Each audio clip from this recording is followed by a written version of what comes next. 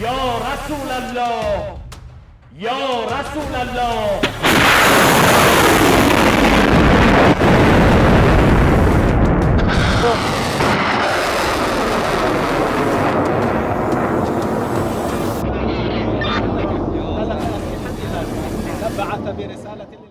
Naftali Bennett, the Prime Minister of the occupational entity Israel, has made a statement a day just before the nuclear talks between Iran and world powers in Vienna. Prime Minister Naftali Bennett said Tel Aviv was very concerned about lifting sanctions against Iran in exchange for what Bennett referred to as insufficient nuclear restrictions on Iran's nuclear activities.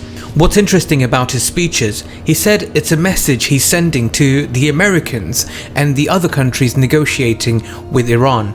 However, Bennett's message comes a little too late. Iran has already spoken to a few major players today prior to the nuclear talks, which are set to take place tomorrow in Vienna.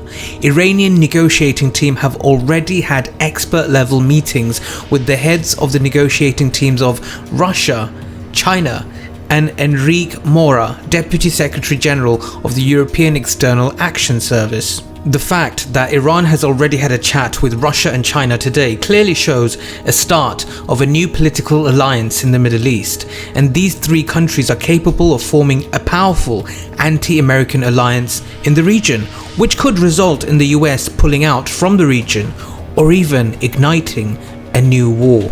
It will most probably be the US pulling out from Syria and Iraq rather than a new war, but war is possible with countries taking the Iranian, Russian and Chinese side, and then countries like Saudi Arabia, Bahrain and the United Arab Emirates taking the side of the United States and Israel. The deal between Israel and the UAE is called the Abraham Accord.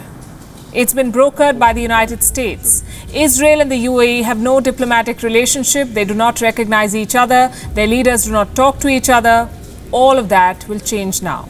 Iran, while lifting all sanctions, wants serious guarantees that the United States will not withdraw from any possible agreement, but the United States has so far opposed this condition. And the reason why they've opposed this condition is because the United States wants to have an upper hand in the region. If you recall how Trump ripped up the JCPOA back in 2015, the United States, they never keep their words. Israel already has formidable undeclared nuclear arsenal of its own, which isn't subject to the United Nations inspections. This hypocrisy is too often forgotten by the West. Also, let's not forget the United States is spending over $1 trillion on modernizing its nuclear weapons. Other parties to the Iranian deal, the United Kingdom for instance, France, Russia, China, are also upgrading and expanding their nuclear arsenal. This hardly sets a good example of non-proliferation. Why should Iran limit its activity when all the major parties to the deal aren't signing such agreements? The United States wants to get out of the Middle Eastern conflicts for some time only to focus on Russia and China. The Americans want to confront the Russians by using the Europeans. They want to confront the Chinese by building an Asian NATO and sending military ships to the South China Sea.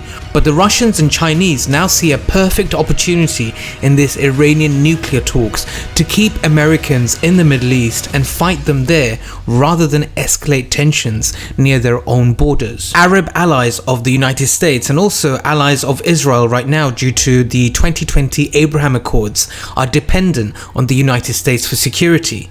Iranian mercenaries in Syria and Yemen are a threat to the United States and its regional allies.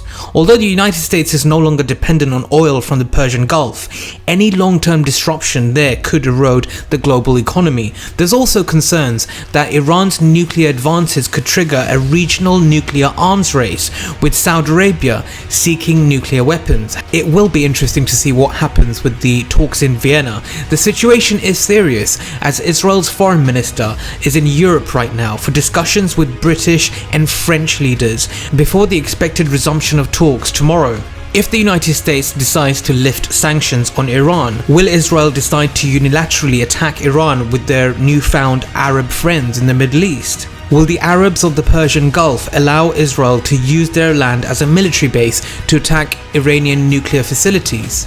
Israel has done this before. Operation Opera, also known as Operation Babylon, was a surprise airstrike conducted by the Israeli Air Force on the 7th of June 1981, which destroyed an unfinished Iraqi nuclear reactor located 17 kilometers southeast of Baghdad. But let's not forget, Iran is not Saddam's Iraq. Iran fought a decade-long war with Iraq when the Iraqis were supported by the West and Iran only had a few allies like Pakistan and North Korea. The Iranians beat Saddam despite Saddam being supported by Uncle Sam. Saddam relied on US weapons, American-made guns, tanks and missiles, whereas sanctions on Iran has been a blessing for them.